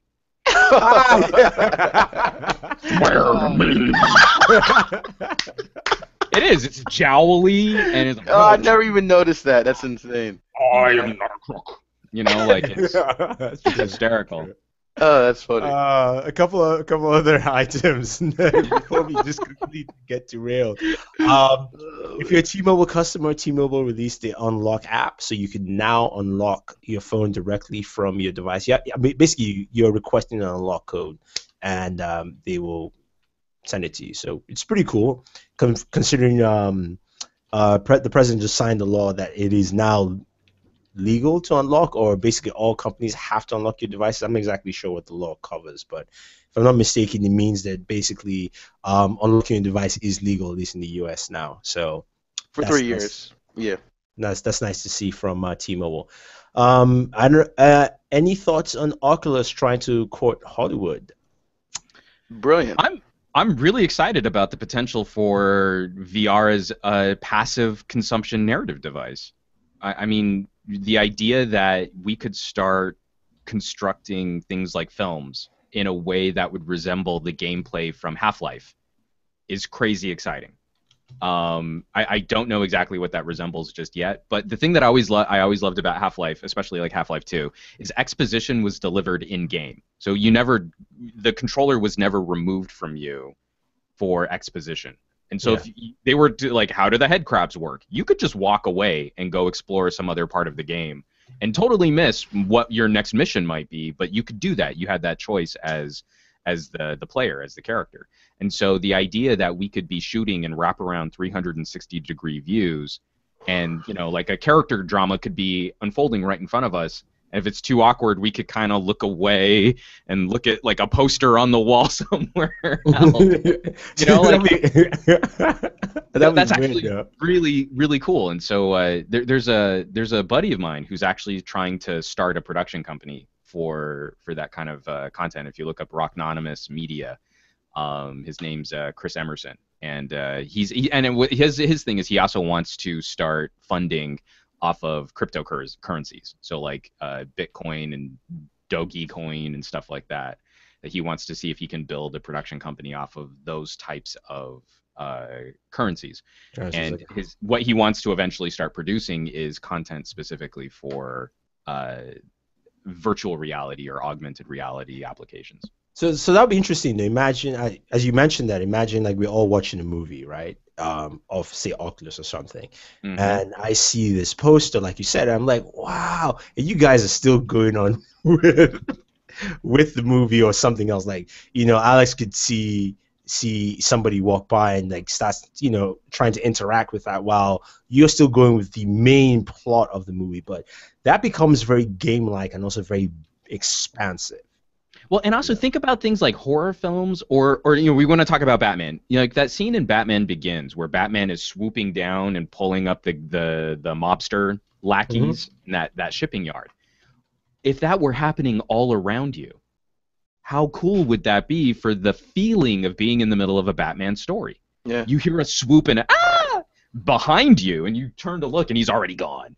And so only the people that happen to be looking in that direction already. I mean, that part of the experience is something that would actually push Hollywood, I think, into the next level of immersive content. You know, I think that might be something that you would be going to first see with animated movies, especially I can imagine like Warner Brothers Entertainment with the DC animated moving some of that stuff there, you know, like the Batmans and the Superman movies we get every, you know, like twice a year, or even Marvel too. So I think that's probably the best place to start, or even Disney with some of the Pixar stuff where you get to be, it's almost that adventure. It's almost like, I guess you could have that where it's in movie theaters, at least for now, it's still be the same.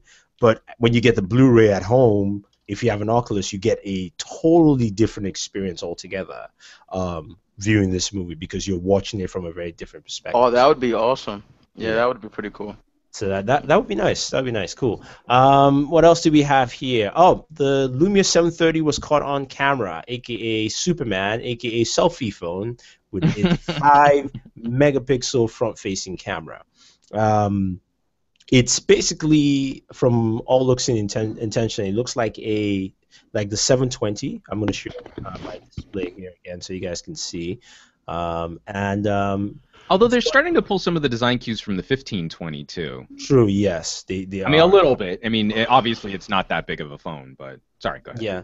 You're definitely right. It's got a 6.1 megapixel camera in the rear. The rumor was 6.5, which would be very weird.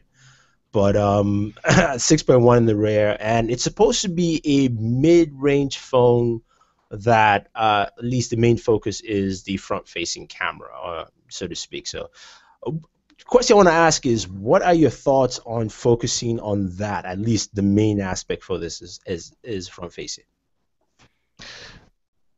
Juan?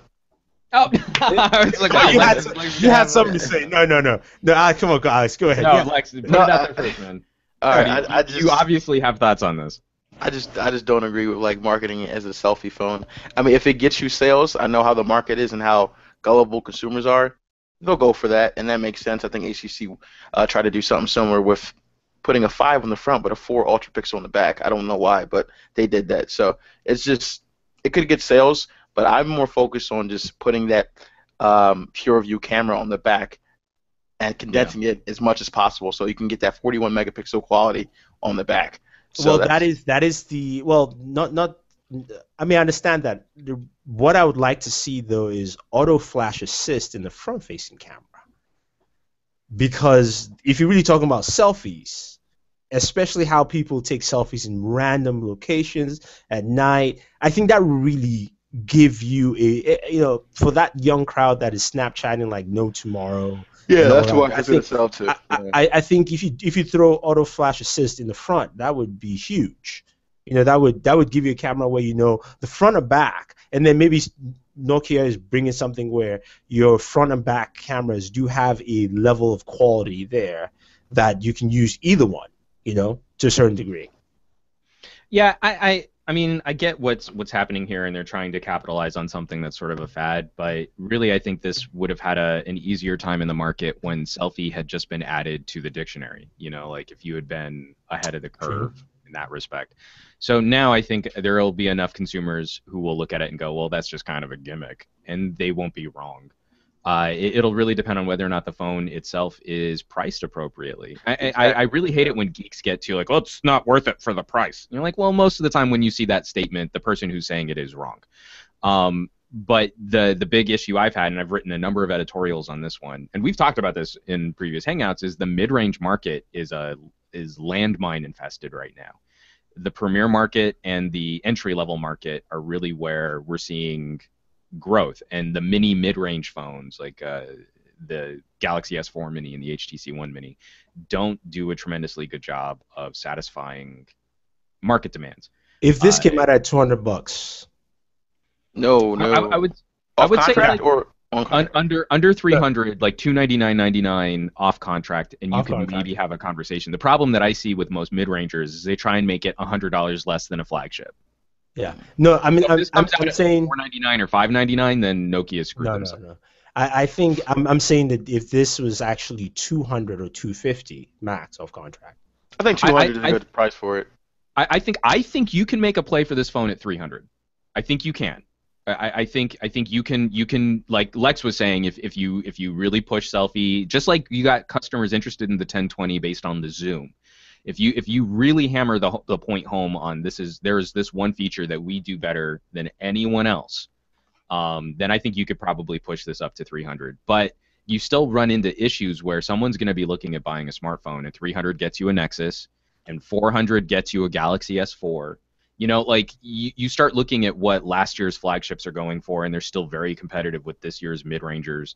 The HTC One Mini 2 versus an HTC M7. Like that's a hard conversation to ask a consumer to make that decision. So that's where I think mid-range phones in general. I'm not really trying to pick on the 730 here, and I know a lot of people were 720 fans. And I had a 710 for a while, and it was a great little phone. The 720 is a nice phone. Sorry, that's right. So I'm not trying to pick on it so much as I'm just saying, in general, the market for mid-rangers hasn't been well received. Yeah, I do know Windows Phone is doing well in that market. So I mean, it makes sense for them to do something in that market. I just don't know if it should be selfie oriented. But I also think that they're not doing well in mid-range. I think they're doing much better at the low and high entry level. So like the 520 and 600 series phones, I think sold better than the 700 series phones. No, it's the best. Yeah, the 520 is the best selling phone. Yeah, best selling phone. And I would say I want to say that the 600 series phones were behind. Yeah. The 500. Yeah. So it wasn't like we had the 520 and then the 900 series phones. It wasn't that. I want to say it was like 500, 600, and then I don't know between the 700 and the 900. Who won between those. The 720 is actually one of the most beloved phones by Windows Phone users who have it. A lot of people really skip that because, like you said, with mid-range, most people just went 520, 630, or 620, or they went with the 900 series, and that was it. Especially after a point when the 925 was almost as inexpensive to buy as a 700 series phone. I had the 720, and you know what the 720 reminded me of? Alex, you remember the Nokia your phone? Nokia N9. Yeah, it's like a light, thinner version of the N9. That's how, and I was like, oh, this phone is so good. Right, and especially after using the Lumia 900, having a cleaned up experience like that. Now, as you were talking about the PureView, this is the 830, which is not meant. This is not a 41 megapixel camera, but they're talking about this as being the next PureView step in the camera. Now, I don't know what trickery to do with it. I really hope a 1030. I really hope that we see Microsoft push Nokia to deliver one more, because you could even leave the exact same camera sensor off of the 1020, but give me more icon like specs or 930 like specs. Just give me that, and I'd be so happy. That phone was canceled. It's called the McLaren. It was. I don't yeah. think McLaren was 1030 though. No, it wasn't. It wasn't a 10. It wasn't. Microsoft's build on a 930. Yeah, it was. So It was would've built been on the plumber 930, but it had new phone camera specs in there. It wasn't. I think it was slightly above 20, but there was some other new things they were trying to put into that. Right. So here's my problem. But you just want a pure 1030. I want that 2/3 inch sensor. So McLaren wasn't going to be the 2/3 inch sensor. It was going to be another one of the pulled from the Icon, which is a 1/2.4 or 1/2.6. I can't remember. So closer to a 1/2 inch sensor. So that to me has really made the big difference why the 1020 has still continued to dominate in terms of camera tech and camera quality, is because it does have a noticeably larger sensor than even the Icon or the 1520 does. McLaren was going to be in that tier. I'm talking about one last audacious all-camera phone. And what's funny, and when you were talking about Nokia news, I thought you were going to bring up they're re-releasing a limited batch of the Nokia 3310. And they're making it basically a Lumia 1020 crammed into the form factor. I've got hold on, give me a second. I've got the picture. I'll pull it up right now. But it's the old school Lumia form factor. Even the weird coffin-shaped screen. And I'll share this right here. Ooh. I thought that was just Fan art. Could have sworn this was a joke, but hold on. I'll switch over to this. Is from Nokia Conversations, and Heritage, much loved and foolproof handset brought back from the ashes with powerful PureView imaging capabilities. Found a way to marry our innovative PureView technology with such a beloved device and iconic design, and then they have all the specs and dimensions. It's going to be a 3-inch 720 or 768. P screen, so 1280 by 768, but in a 3-inch clear view diamond with a fast refresh rate, pure motion HD plus. This has to be like a troll. That's crazy. I saw that image and I was like, nah, whatever. Somebody just made that. Nokia Conversations is putting it out there like it is real. Oh, that's awesome. So if we see one of these actually go out, I would be really excited to have that 41 megapixel slapped on the back. But what is because I don't know because I would imagine that the processor would be another one of the dual core Qualcomm. Yeah, they say dual core 1.5 gig, 2 gigabytes of RAM, 32 gigabytes of storage built in. Doesn't look like it's got an SD card slot, but that would be a really exciting way, and especially because of the way that they have built everything into this camera module. The LED light, the xenon flash, and the actual camera sensor is basically one piece. I want to see that slapped onto the back of, sacrifice. Maybe you have to sacrifice wireless charging, but slap it onto the back of an Icon, and I'm on board. April 1st is when it was published. Oh, damn it! Got you just went out again. Son of a bitch. Got you. Because that got shared again. I mean, that got shared around Twitter a couple days ago again. Yeah, I just searched. And I totally just fell for it. Well, here, ladies and gentlemen, drop me some comments because that's how bad we want Nokia to come back, though. I mean, that would be awesome, joke, dude. Yeah. I'll tell you a story about this. I was in high school, right? And this is right before I was in high school, and the Nokia N96 was already launched, and I was waiting for the Nokia N97, right? And I was so stoked for this device. I mean, I watched every single YouTube video on it. I knew the specs and everything, right? So I got so antsy about it, I actually bought a dummy model on eBay. Right, so I bought the dummy model on eBay, and I actually pre-ordered it for $700 at the time. That's how much it cost. And the dummy? Yeah, no, not the dummy. The actual phone, and I had the dummy, and I'm using it. I'm like, oh, this is gonna be so awesome. This and that. So I think it's about a week before it's actually launched. There was like a production unit that's gonna be launched, and it just was so bad. Symbian was just so shitty, and I couldn't use it. So I had to take my pre-order off, and it was like the worst day of my life. And then the Nokia 97 launched, and I was happy I didn't pay for it. So if Nokia could just continue to like make me happy like that again, but actually like produce, it would be great.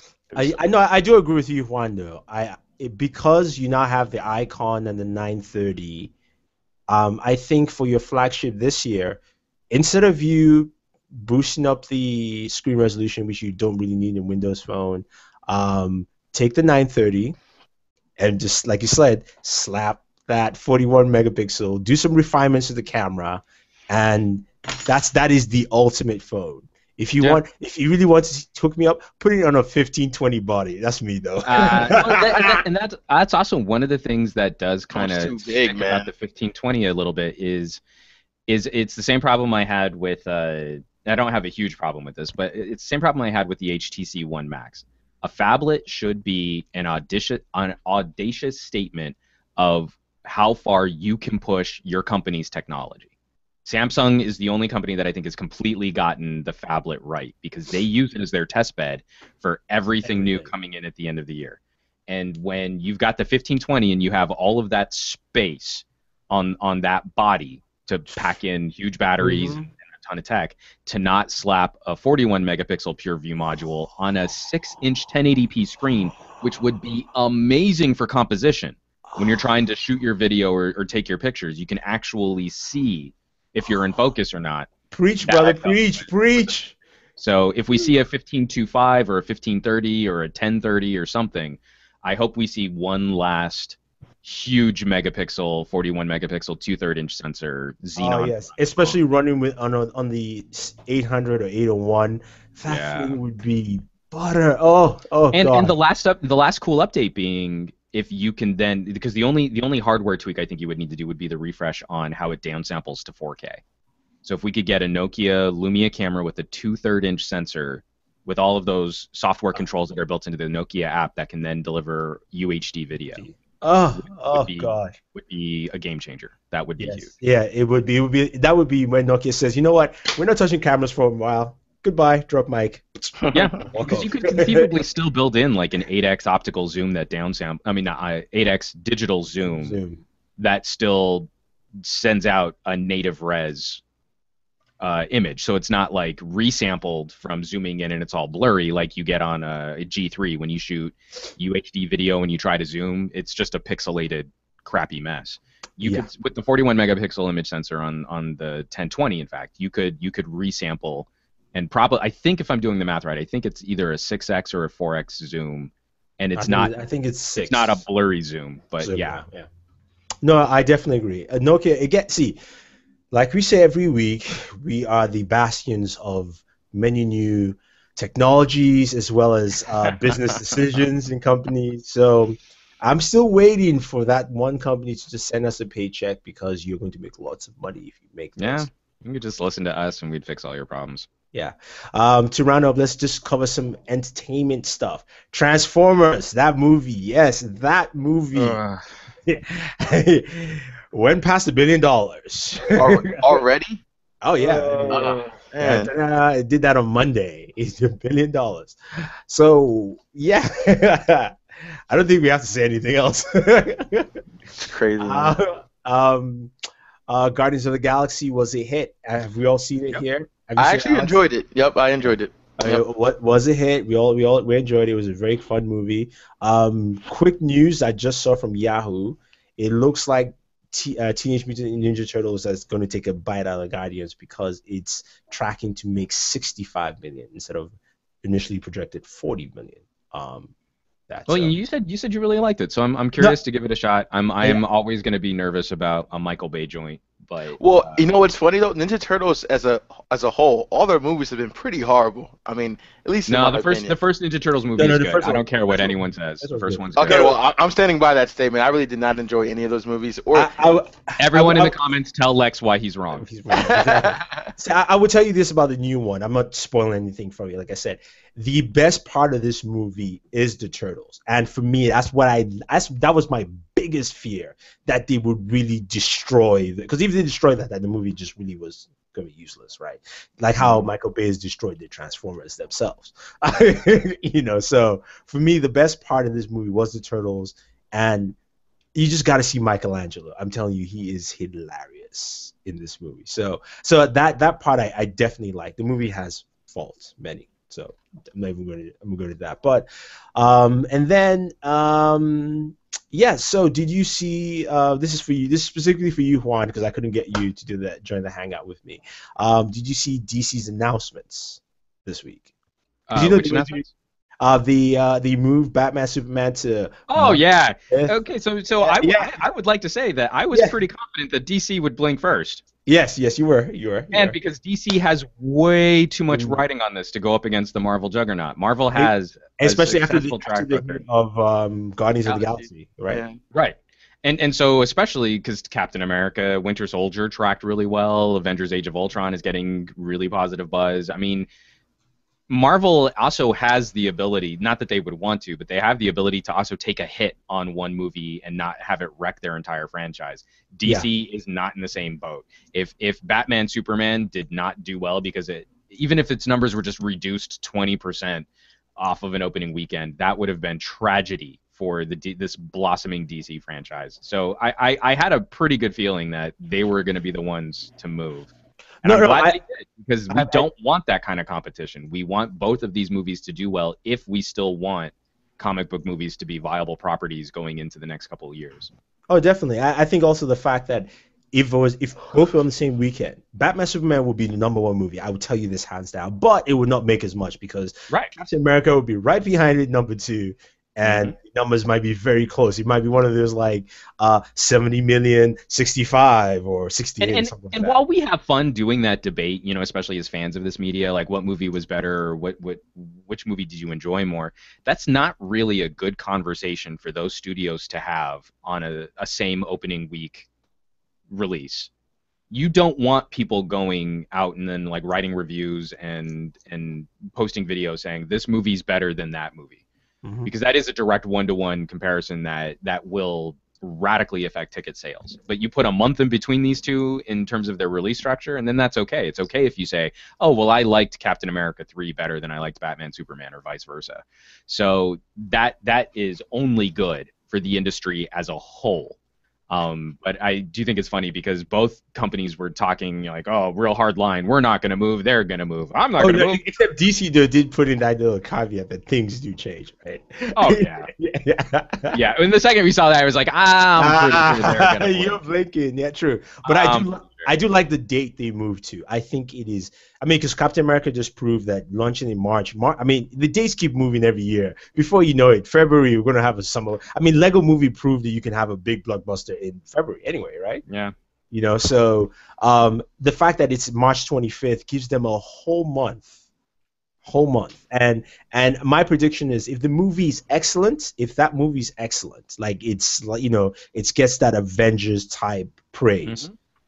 I guarantee you, this is my quote for 2016. You heard it here first. If it's excellent, it will still beat Captain America a month after.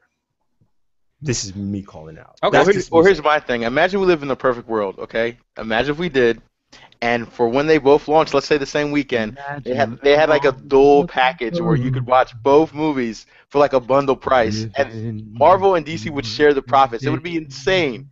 But no, they won't do that. They won't do that. I repeat, in the perfect world. There isn't a perfect world. I know.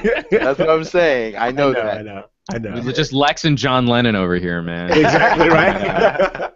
Yeah. And so, what do you think about the other announcement of they finally announced a date? They haven't announced the movies, but dates for basically 9 DC movies and 2. I think that's actually. I mean, it's cool that we're talking about it. It gives people hope that we're seeing progress and that we're going to continue to see this franchise build out. And it's taking some of the talking points away from Marvel because they actually have shown that they can execute multiple franchises and tie them together.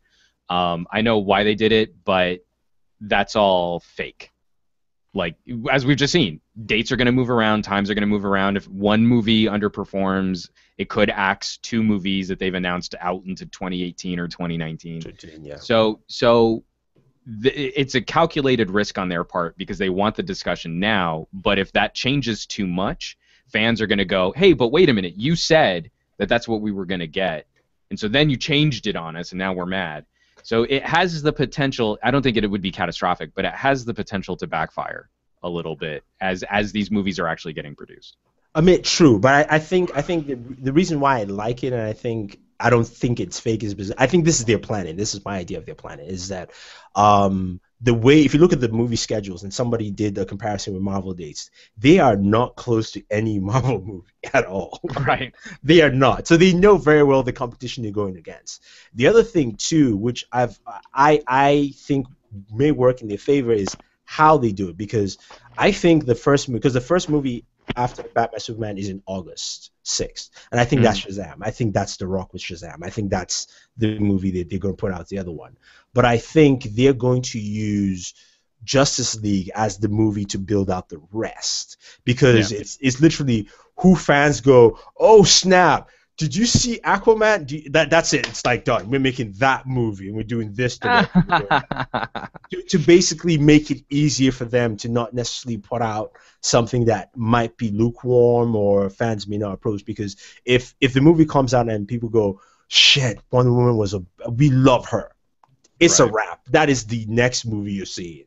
You know, so I think that's why they put the numbers and the dates this way. Which is really funny, because like if Marvel followed that same sort of like testing the waters approach, then the next movie they would greenlight would be a Groot film, because damn did my house theater go crazy for Groot during Guardians. They love Groot.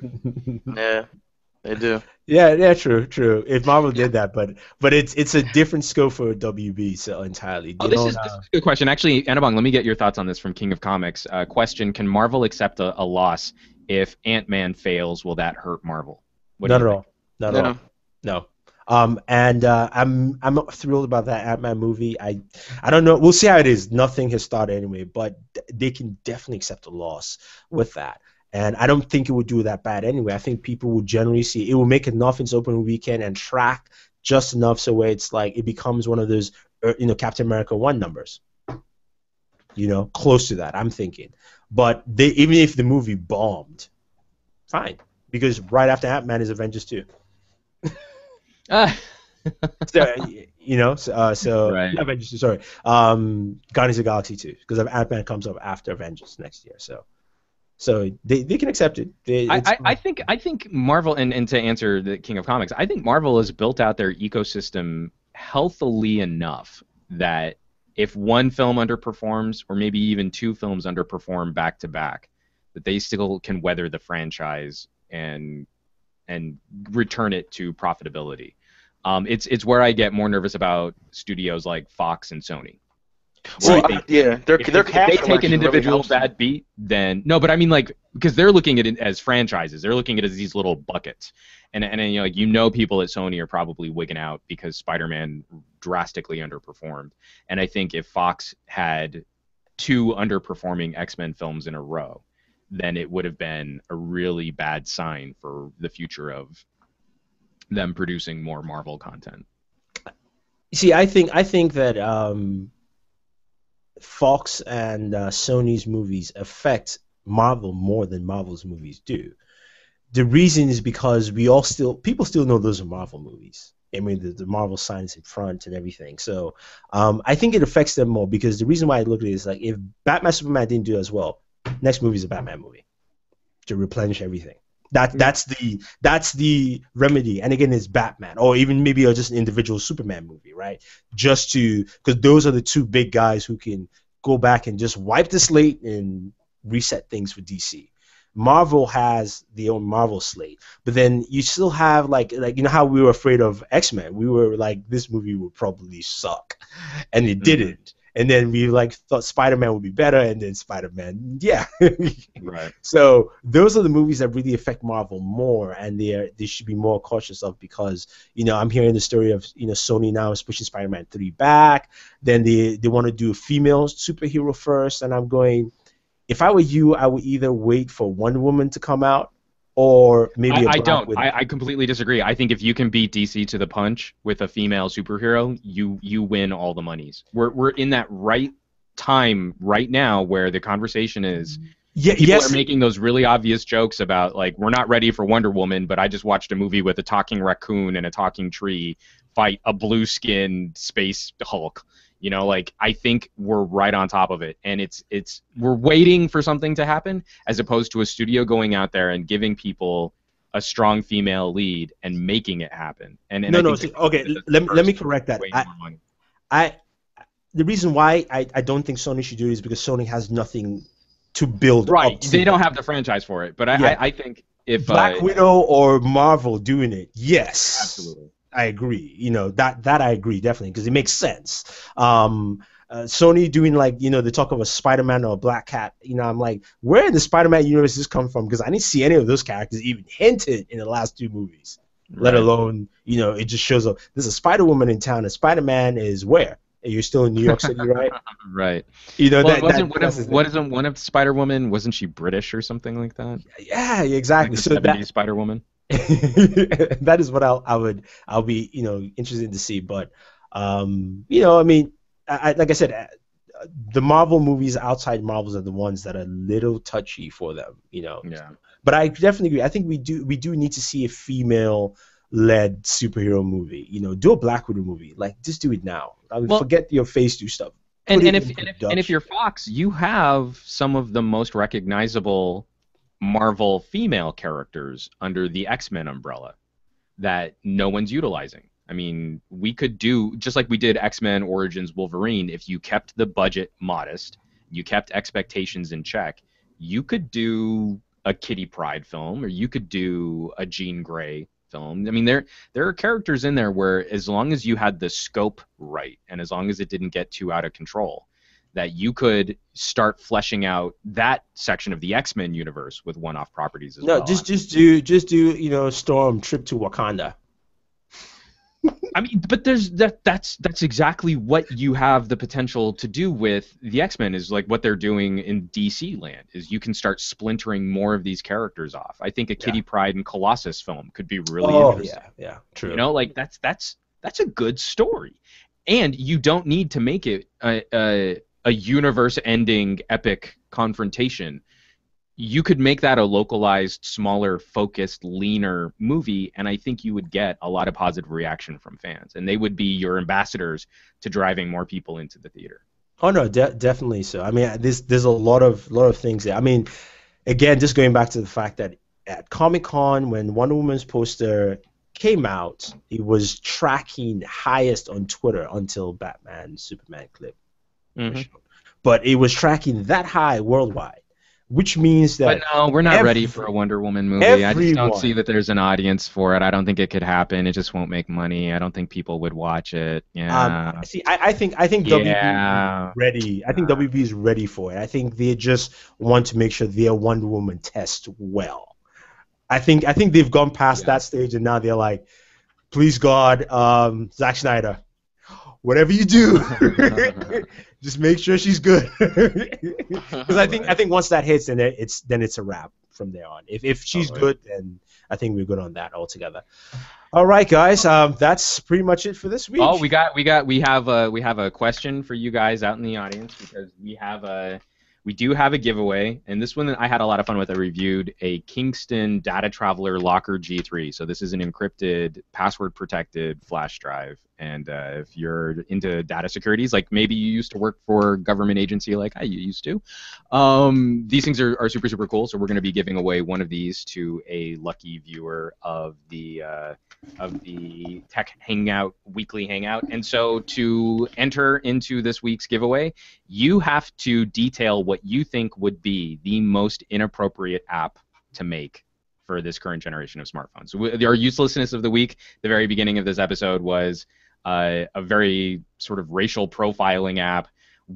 How far do you think you could push an inappropriate app and still get it approved by Google Play and the iTunes App Store? And so if you leave us a comment telling us what you think is grossly inappropriate, then we'll pick our favorite, and that person will win the flash drive this week. All right, cool. And to mention the winner from last week, the question last week was, Facebook went down sometime the week before for a day, or at least half the day for some people. What did you do? There's only one reply. Again, if you do answer these things, you do win. You win prizes. You win prizes. This is from Mercy Man. He says, I just cried in my room waiting for Facebook to go online again. With a sad face. Sad face. And that reply got him, what did it win him? He won a SteelSeries Rival mouse. right here. So, People. Mosi man, I will contact you, but definitely hit me up privately on YouTube, Google Plus, and I will send you your mouse. Congratulations. So let's just repeat the question again for people this week so that they know Yep. exactly. You have to leave us a comment with what you think would be the most inappropriate app you could make for a phone that would still get approved by Google Play or the iTunes App Store. So after what we talked about with, what was it, Sketchy or whatever the stupid racial profiling app was at the beginning. That actually got approved by iTunes. So that's crazy. Sketch Factor. Sketch Factor. And so and on the Sketch Factor website, the first thing they talk about is this is an app built for racial profiling. That got approved. Apple approved that app. So you have to find what would be the most inappropriate thing that you could build into an app that you still think would get approved by Google Play and iTunes. Okay, Sketch Factor, just to let you know quickly, has a current rating of 3 stars from 125 people. Wow. Must not be good at stopping them from seeing black people. Yeah. So I'm going to make an app where if you just hold the phone up like this, the camera will automatically turn minorities into white people. That'd be funny. Talking to them. Which is funny because I'm Hispanic. But I really feel more comfortable around white people. Whiteification. Yep, that is right. That's an app there. That's one. We'll call it whiteface. Whiteface, exactly. White balance. So all of my my darker hued friends will be in whiteface, and I'll finally be comfortable enough to talk to them. I know, which is why we almost never met in person. I had to bring some white people with me. And I was afraid to take you to a Mexican restaurant. We have a few questions here just before so we can round up. We can answer.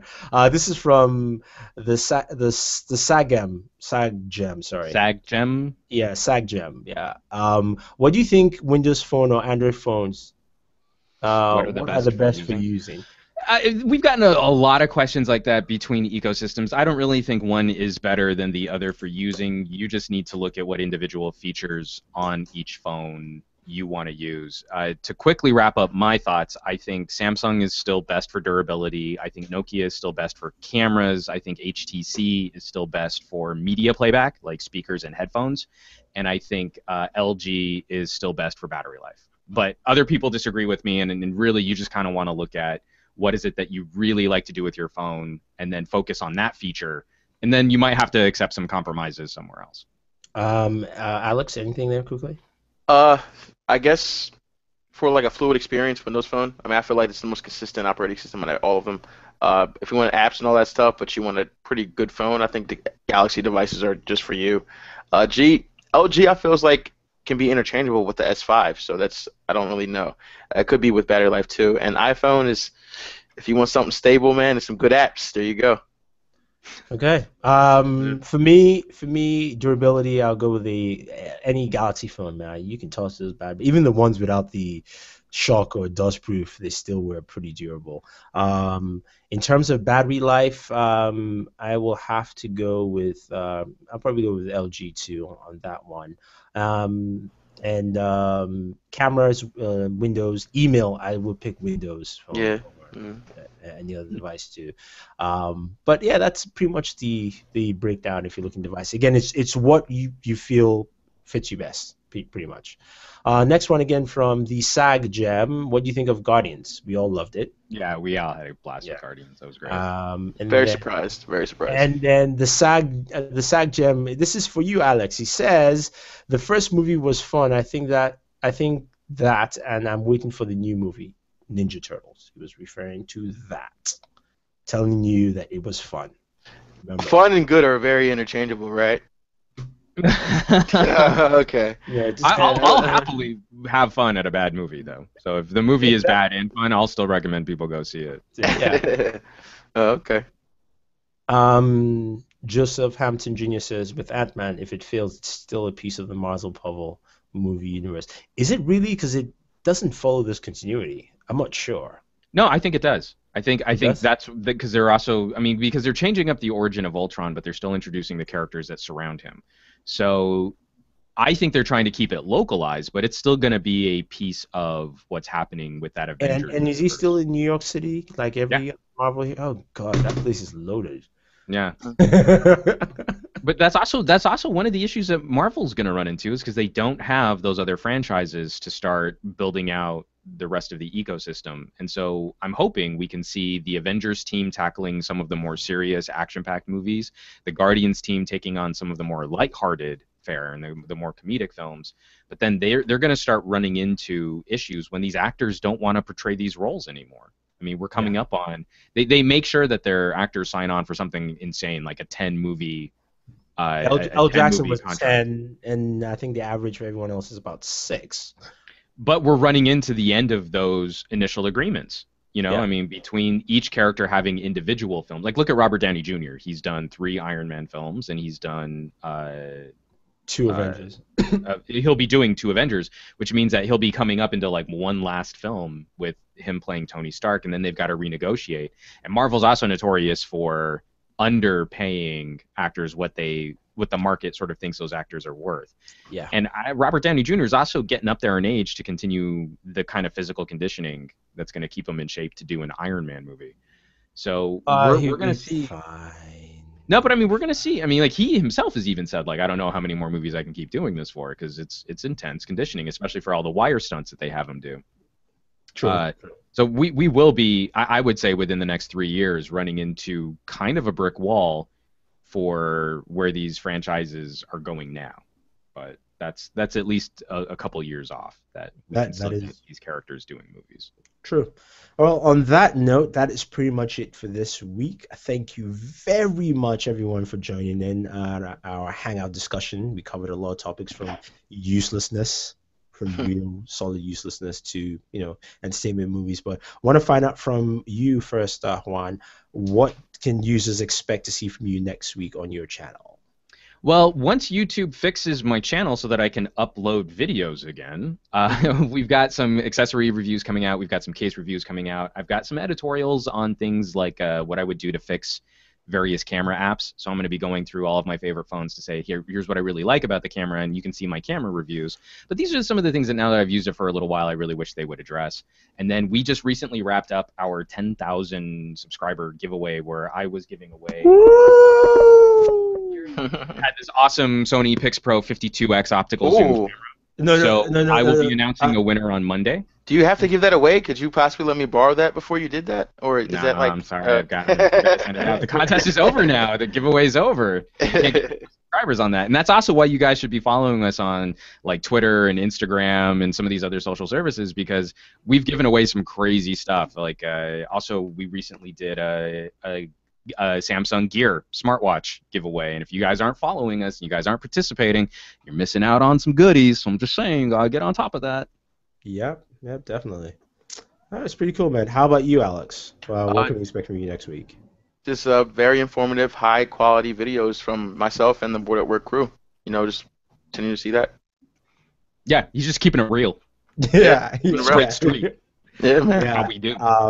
And also I'm gonna have an unboxing video of the WebOS TV from LG. Awesome. Oh, you have that? I'm so jealous. And it's gonna be a little different. I did something different with the camera angles for this.